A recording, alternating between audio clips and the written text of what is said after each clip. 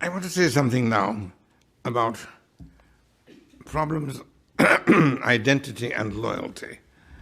There is a significant difference in this between the perceptions in the Western world, in the Christian, or as some people call it nowadays, in the post-Christian world, and in the Islamic, and by no means post-Islamic world.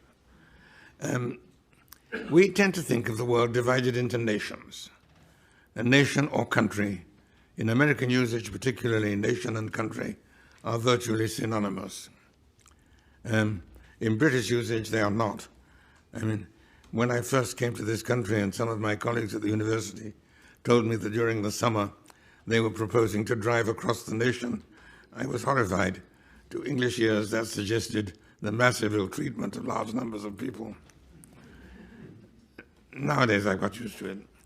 A nation and country are virtually synonymous, and they don't apply in the Middle East. If you look at the map of the Middle East, North Africa, you will see some strange things. One is that the frontiers are almost all straight lines. Now, the frontiers in Europe evolved from centuries of struggle over identity and control. The frontiers in most of the Muslim world were drawn with pencils and rulers on maps, mostly drawn by European diplomats and imperialists. These are new creations, new identities, with rare exceptions, of which the most outstanding, of course, is Iran.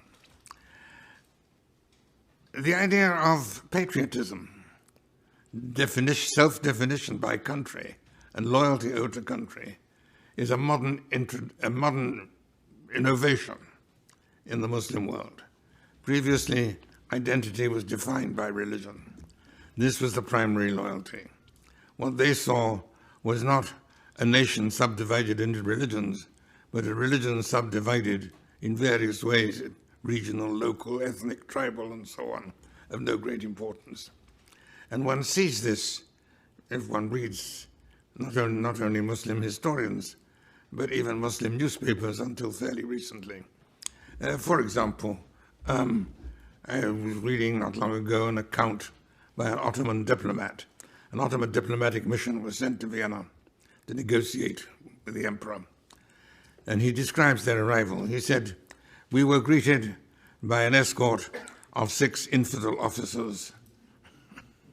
He meant, of course, Austrian officers, but that wasn't the point. He didn't say that. 6 infidel officers. And so it goes on describing. The word Austria or Austrians hardly appeared. It's the end of the infidels and the people are the infidels. That is the basic us and them. One sees this even in the earliest newspapers, 19th century newspapers, for example. I remember reading one newspaper. There was an accident yesterday on the bridge and 2 infidels were killed. That's what matters. This is the basic identity. Now, that is beginning to change. Nationality is beginning to enter into people's perceptions, but it's still comparatively new, and I would go further and say comparatively shallow. The basic identity and therefore the basic loyalty is by the religious community to which you belong.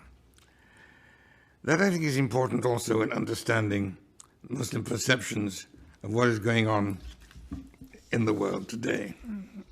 In the modern era, there has been, of course, a vast change in the Muslim world. All sorts of new political configurations have emerged.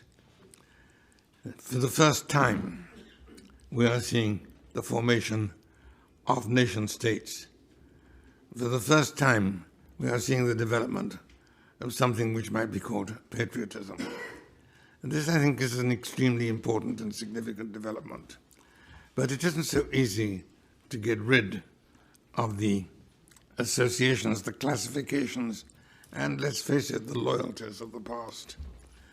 That is the situation which we in the Western world confront, and which, more importantly, the people of the Islamic world confront.